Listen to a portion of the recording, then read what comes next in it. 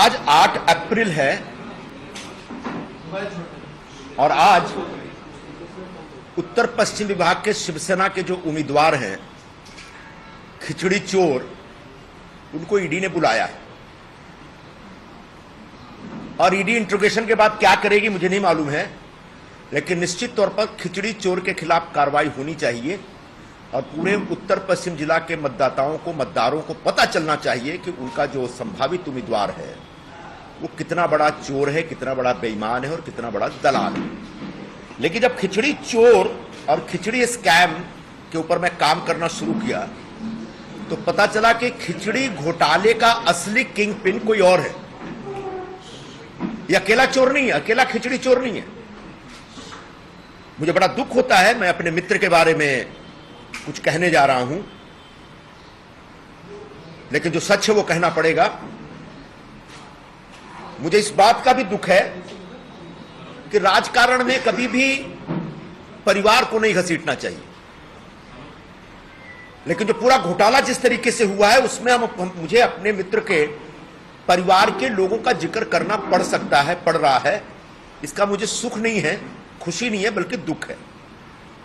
और ये जो पूरे खिचड़ी घोटाले के किंगपिन हैं, ये हैं शिवसेना उबाठा के प्रवक्ता श्री संजय राउत। संजय राउत जी खिचड़ी घोटाले के सूत्रधार हैं। उनको अच्छा नहीं लगेगा मैं उनकी बेटी या भाई के बारे में बोलूंगा तो, लेकिन बड़ा दुर्भाग्यपूर्ण बात है कि जब वो पतरा चाल घोटाले में पकड़े गए तो पाया गया कि उन्होंने अपनी पत्नी के नाम पे रिश्वत ली है, किसी बिल्डर से पैसे लिया। पत्नी को नहीं लाना चाहिए था इस पूरे घोटाले में, लेकिन उन्होंने किया था। और ये जो घोटाला हुआ है इसमें उन्होंने अपनी बेटी के नाम पे, भाई के नाम पे और उनका जो पार्टनर है उस पार्टनर के नाम पे पैसे लिए। ये मैं आपको पूरा शीट आपके साथ शेयर करूंगा। एक कंपनी है सह्याद्री रिफ्रेशमेंट, जिसमें राजीव सालुंखे और सुजीत पाटकर वगैरह हैं जो संजय राउत के पार्टनर माने जाते हैं। उस कंपनी को 6,37,00,000 रुपए की खिचड़ी सप्लाई करने का कॉन्ट्रैक्ट मिला था कोविड के जमाने में। और इस कंपनी से संजय राउत के परिवार ने और उनके मित्रों ने 1 करोड़ रुपए दलाली के तौर पे लिए। वैश्य सहकारी बैंक लिमिटेड, जिसका ब्रांच है परेल ईस्ट में,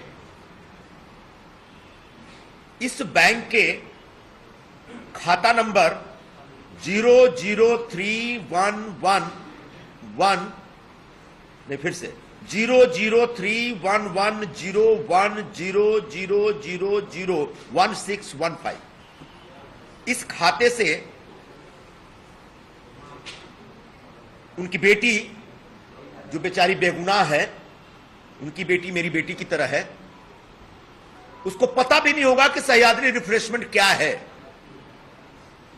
उसने शायद सालुंखे को कभी देखा भी नहीं होगा। लेकिन एमबीए और इंडिया अलायंस के जो पूरे संयोजक बनते हैं महाराष्ट्र में, ऐसे संजय राउत जी ने अपनी बेटी, जिसका नाम है विदिता संजय राउत, उसके नाम पे चेक से रिश्वत ली है। पहली रिश्वत है 29 मई 2020, यानी 2020 में 29 मई को 3,50,000 रुपए का पेमेंट आता है विदिता के अकाउंट में। 26 जून 2020 को 5 लाख का पेमेंट आता है। 7 अगस्त 2020 को 1,25,000 का आता है उस अकाउंट में, विदिता के अकाउंट में। 20 अगस्त 2020 को 3 लाख रुपए का एक चेक आता है उनके अकाउंट में। बिल्कुल इसी तरह से उसी दरमियान संजय राउत जी के भाई हैं, सगे भाई हैं, संदीप राजाराम राउत, उनके अकाउंट में 6 अगस्त 2020 को 5 लाख रुपए का एक चेक आता है इस कंपनी से, सह्याद्री रिफ्रेशमेंट के, जिस अकाउंट नंबर को हमने बताया आपको। और 20 अगस्त को 2020 में 1,25,000 रुपए का चेक आता है। इसके अतिरिक्त जो उनके पार्टनर हैं, जो जेल में भी गए हैं 2-3 केसेस में, सुजीत मुकुंद पाटकर संजय राउत का ऑफिशियल पार्टनर हैं, उनके अकाउंट में 15 जुलाई 2020 को 14 लाख रुपए, फिर 5 अगस्त 2020 को फिर 14 लाख रुपए,